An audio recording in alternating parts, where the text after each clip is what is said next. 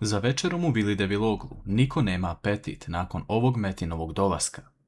On tada spominje jednu izreku da kada čovjek vidi hranu treba da se pridruži, a kada vidi štap treba da beži.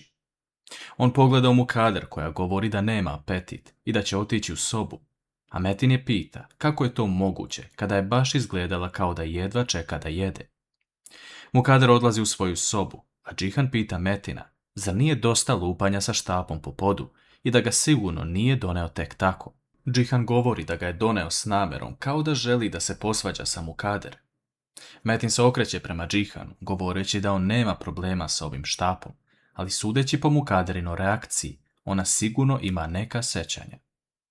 Po dolasku u svoju sobu, Mukader razmišlja o tome kako ju je Sinem izdala, tako što je rekla Metinu za štap, ali govori u sebi da će i ona napustiti njihove živote, baš kao što su i Gulfem, i Bejza, i Esma.